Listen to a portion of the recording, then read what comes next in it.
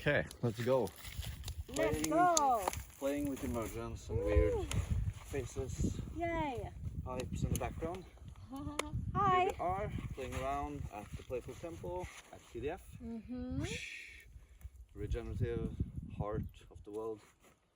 Not exaggerated. Not A at little all. bit. No. Just had a little land tour, and before we gotta run to the train, thought of trying to capture a little emergent conversation. So, straight to the heart of it.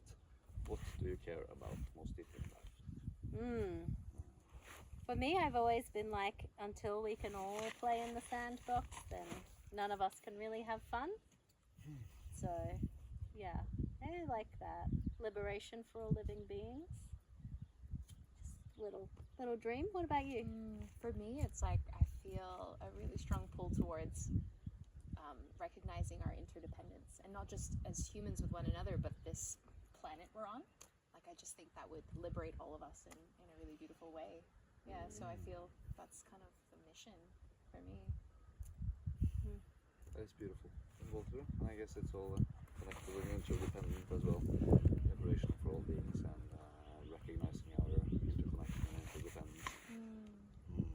Yep. Yeah. How about you? Well, very much the same, really. Like to express it as what I care most deeply about is life with a capital L, like life itself and all life and the well-being of all sentient beings. And, trying to help reducing suffering and destruction and facilitate the realization of potential and beauty and health, well-being. 100%. And the fullest expression, right? Because I think for me, it's not just about like, how do we survive together? It's like, how do we really truly thrive? What is the fullest expression of every human being and every living being, and nature's fullest expression as well? How do we get there? Yeah. I think Charles Eisenstein talks about the story of interbeing as a new story to, overcome the story of separation. But of course, it's an old story. So I think that's something that I try and remember all the time. We're moving towards something, but that actually involves a lot of unlearning and a lot of shedding and unlayering and those sorts of things. So it's not like we're trying to discover a new paradigm. We're just trying to uncover what actually we already are and what we know. Remembering, right? Remembering. That's the word that keeps on coming up for me as well, like recovering and remembering. Yeah. Something that has always been there. And I guess earlier phases of the history of humanity, we lived a bit more connected to it and like experienced it around us all the time. The fact that the world is alive and that there is sentience in everything around us. And like when you live in that, it's hard to not recognize it. But then we got, distance and started to create these environments that is not depleted of life, but where we're not surrounded by life all the time. And that starts to again create this alienation and this disconnection and this feeling of separation because you literally separate yourself. So now we have to kind of recover and relearn and remember that, hey, the world is actually alive and it's living through us, and reconnecting with that is what is bringing out the most, our innermost potential. You were asking before about sort of how we found our visit here, and sort of what were the things that stood out for us, or maybe what we learned. And question number 2, which is, how did you end up at TDF and how's the experience been? Yes. I think TDF we learned about as a project through the Enspiral network. So there's a few members of our Enspiral network that are very involved in this project. And Steph actually joined. I became a member, I just felt so inspired by seeing a different experiment in the world. And I was like, fuck yeah, I want to support that. I want to be part of that. I want to learn with it. I just think, it just really inspired me. And I think to be doing this work in the world is not about theoretically thinking about it, but like throw yourself into it. And there were so many invitations to be involved in different ways, which was really cool.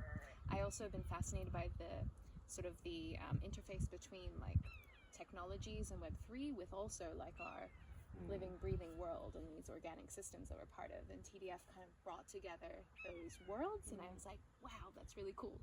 How do I learn? How do I be part of it? It's very unique in that way.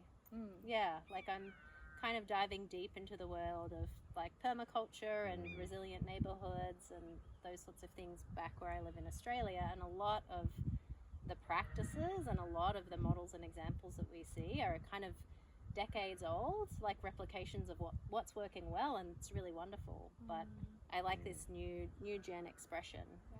And as well. I would also add to that, Mel and I are both community builders at heart. Like in our work in the world, we've been building communities around purpose, around shared values, and I think community is such a central part of the TDF experience.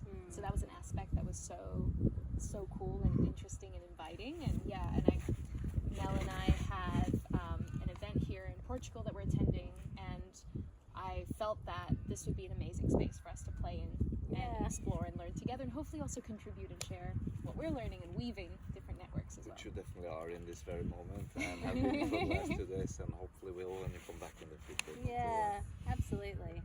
One of my favorite things about the visit has just been how present playfulness is in the experience. I think I've really, really appreciated that, because you know, I feel like we're all very aware of how much work there is to do.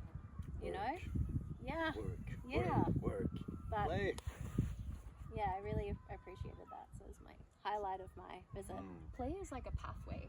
It's a pathway to the most important work. I just have a central belief that like joy is the way through to our greatest work, our greatest creativity, our greatest connection. And it's so alive here. It's so present. And the heartbeat of this community as well. It's been really cool. Even though we're here for a short period of time, I have felt so connected. Yeah. I'm really glad to have that experience, and it's resonating and reflective in my own, just like the feeling of community and the feeling of bringing together all these different aspects, like the back to nature, back to the land, permaculture, more like the ecological approach, and then also bringing in the best of technology, and especially decentralizing technology and what that can facilitate for community, and reconnecting community with nature and the living world, as well as hopefully being able to scale scale similar initiatives. I mean, exactly what you said in the beginning, you know, your first question. I mean, this is a practice. We're practicing interdependence with one another, with the natural world. Really well said. And how has I guess you shared a little bit already, but how we gotta go. We gotta rush go. into the new part. Thank you so much for having us. Thank you, and we're going to be back. We are going to be back. Yes, I really hope so. And then we can come back here and ask the third main question, which is, what are your largest dreams and visions for the future?